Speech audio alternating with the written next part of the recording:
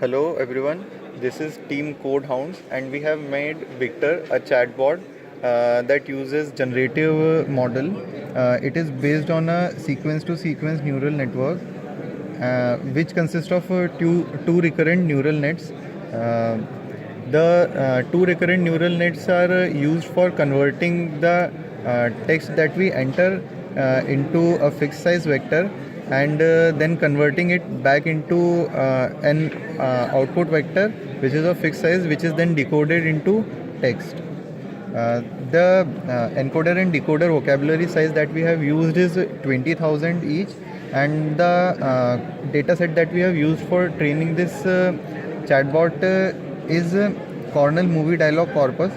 It is a data set that contains dialogues and conversational exchanges from 617 movies, which is about 3 lakh conversations. The UI for the chatbot was made using Kinter. So the way in which Victor stands out from all other chatbots available in the market is that the outputs which it gives in response to my inputs are not hard-coded into it. There is no if-else statements. The robot learns from how we train it, from the training data, and gives response with respect to the context in which we are speaking to it. This chatbot can be trained to any sort of training data that we want with respect to specific applications. Even it is not dependent on the language. We can train it in any language it wants and it will be able to communicate with us in that language. So basically there are no barriers, and that is the beauty of machine learning.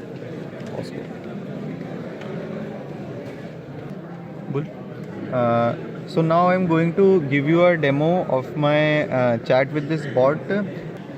Now I'm going to show you a demonstration of my chat with this robot so we can understand how it works and what kind of replies it gives.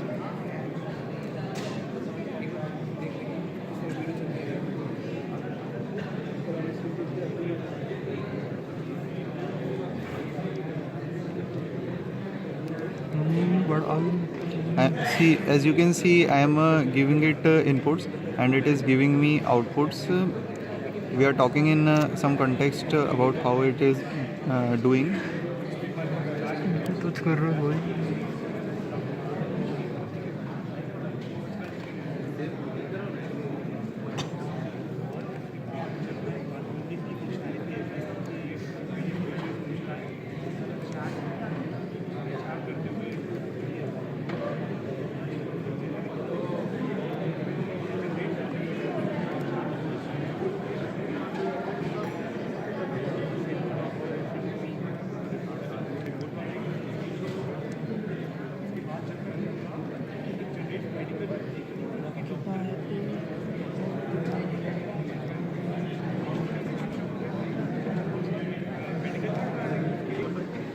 As we can see, some of the results are a bit erroneous.